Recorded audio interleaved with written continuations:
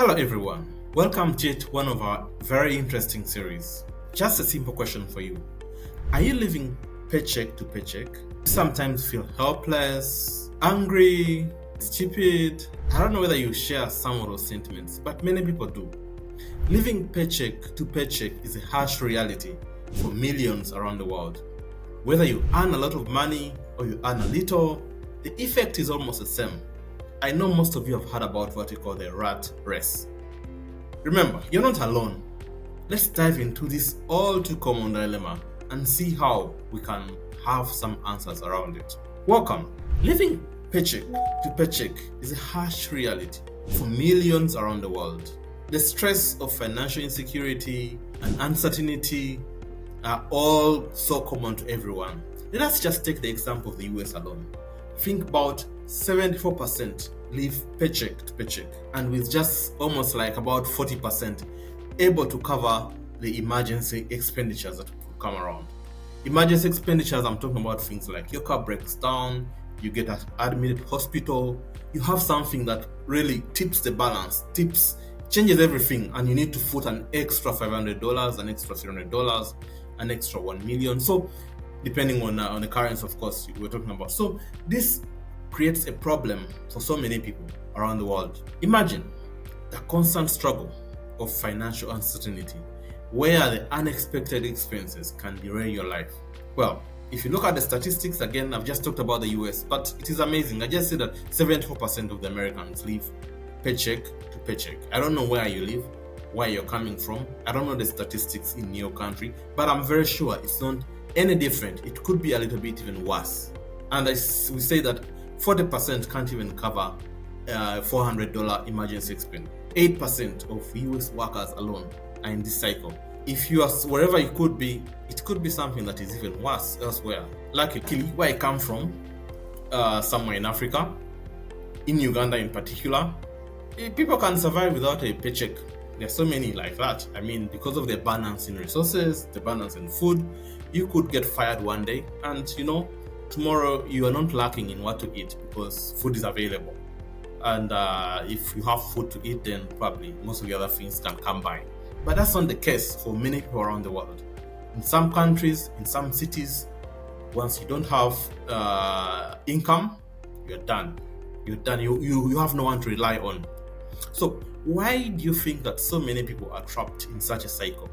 Let's explore some of the reasons why you could actually think that, why you get into that situation and it's never ending.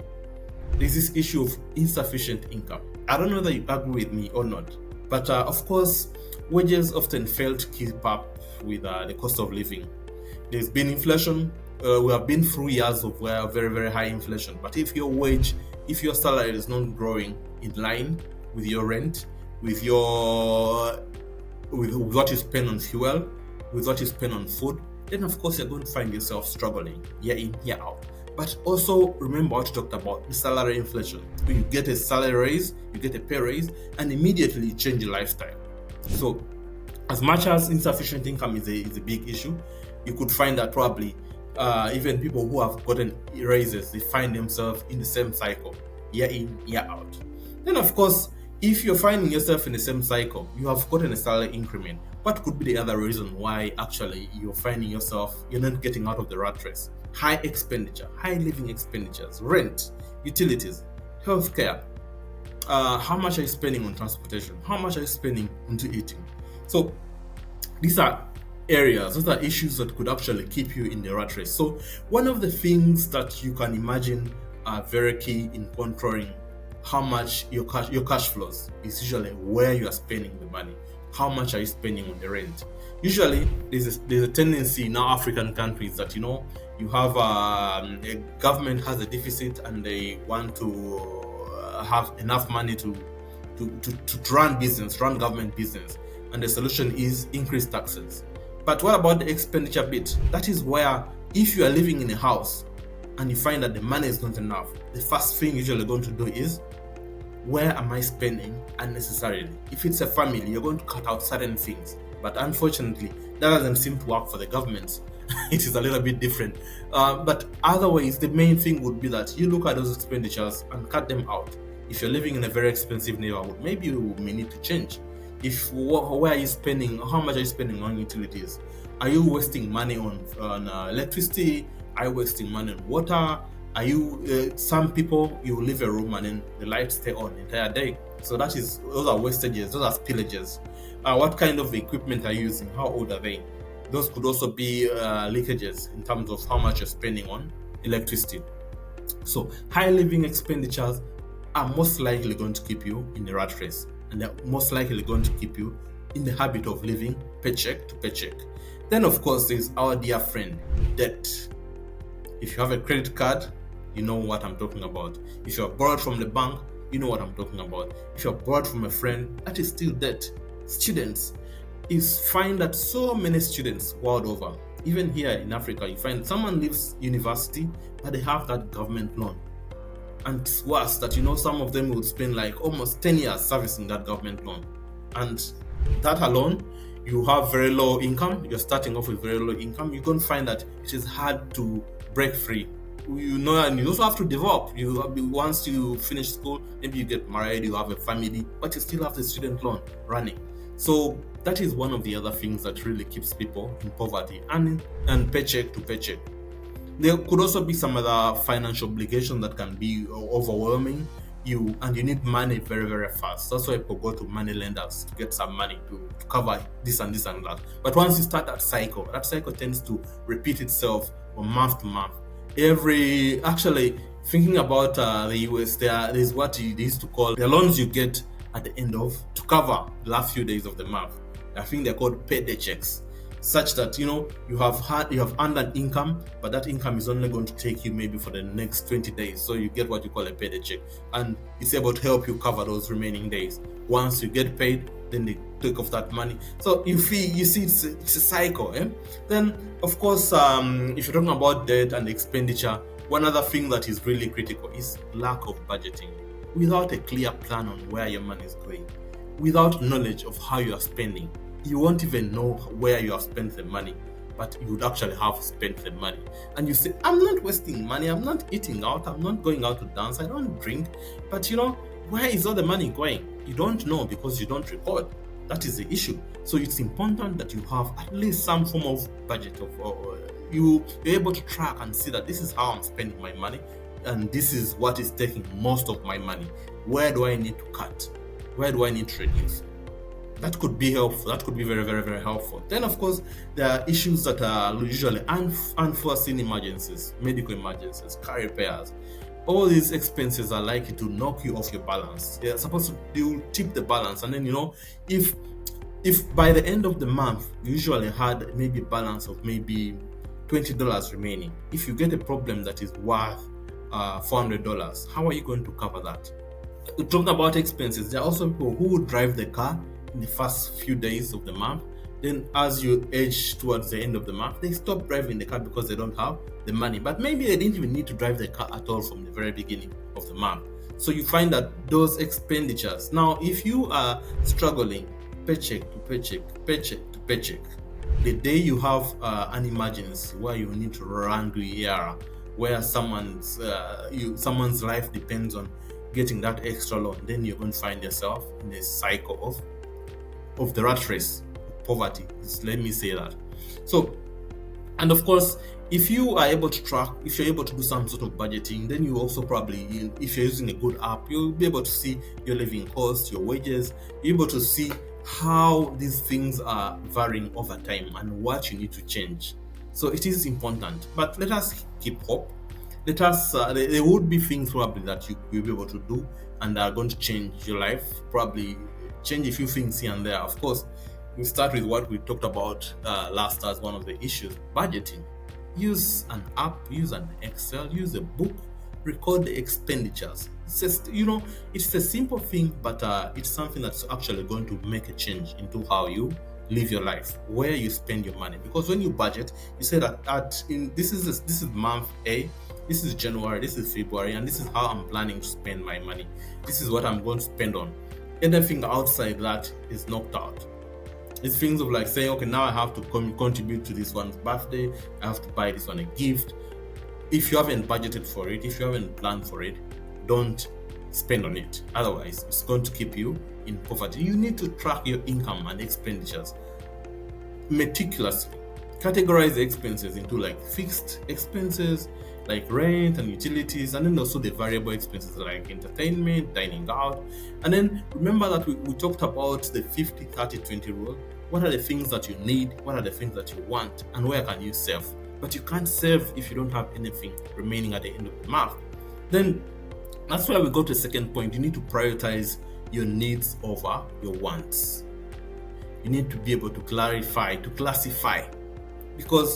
but you are only able to classify if you have a record. If you have a record of where you're spending, that's when you're able to classify. You're able to distinguish between essential expenditures from discretionary spending. You're able to cut down on non-essentials, like maybe dining out every now and then. Dining out can actually take a lot of money. Subscriptions that you don't need. You're in a family of 5, each and everyone has Netflix. You could share an account, and that is almost like $11 every month gone if you're using. So those are things that you can save on. So you need to know what are the things that you need and what are the things that you want. Now, going away from there, it's also important that you think about building an emergency fund. I'm talking about building an emergency fund, but it is hard to think about an emergency fund if you're struggling month to month, day to day, week to week, year to year. So you have to first of all get out of that other cycle, and then now you begin thinking about building an emergency fund. Why is it important? Because yet you could have a balance of maybe $100 every month. By the day you get a problem worth $500 that you need to spend on $500, you'll be knocked off your feet. So you begin now looking for how am I going to cover this $500 problem or $500 problem. So save at least 3 to 6 months worth of expenditures in an account where you don't really touch, and you need to start small. If necessary, just you set aside a fixed amount every month until the fund is fully funded. And what we're talking about is between 3 to 6 months worth of expenditures. That also means that if you lost your job, you're able to survive for the next 6 months. So that is a very, very key thing. And then of course, when you talk about debt, you talk about credit cards. It's important that you eliminate high cost debt like credit cards. Consider consolidating all your debt or negotiating lower interest rates where you are trying to acquire debt. But ensure that you clear off the high interest debt first, and then you're left with a very low interest debt. Debt is also something that you can live with almost for your entire life. So it's important that you deal with it in the proper way, and also acquire debt which is really worth acquiring. Don't acquire debt simply for the sake of acquiring debt. Then the other thing is you need to increase your income. Look for ways of how you're going to increase your income. Negotiate raises, explore side hustles, invest in a career like certifications, you add into your education, such that you can see ways of how you can increase your income, either at work or you're doing your side hustles. Utilize the skills that are in high demand in the market. I talked about the rule of 50-30-20. Please go back and look at what is essential, the 50%, what you want to spend on, though I want 30%, and then 20%. Look for our video where we talked about the rule of 50-30-20, and then see what we talked about that. Then of course, avoid lifestyle. Resist increasing expenditures as your income increases. Maintain a frugal mindset. Even when the financial situations improve, keep a low profile.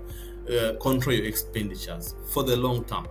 Of course, one of the other most important things, seek support where you need to get support from someone on how to handle certain things. Look for that help. Counseling services are there, and of course some of your employers could be providing some of these services, but you don't know about them. But when you ask about them, then they tell you, oh, by the way, this is available, you can do this, you can do that, you can do. So financial advisors, look for them so they can help you plan and get ways of how you can get out of this cycle. So living paycheck is challenging, but it's not permanent. So by facing the reality, understanding the causes, and implementing solutions, you can achieve financial stability. Remember, you're not alone. That I've said over and over again, you're not alone. Millions are fighting this battle. But with determination, with strategic planning, you can break free from this cycle and start building a bigger, brighter financial future. And you can start today. Well, start today.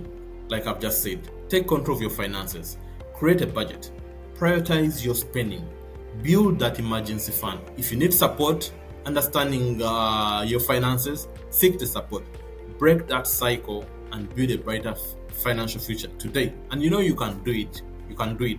So if you find that this video has been very helpful to you, please like, share it, and subscribe to our channels for more content on financial freedom. Let us break the paycheck to paycheck cycle together. Have a wonderful time. Bye bye.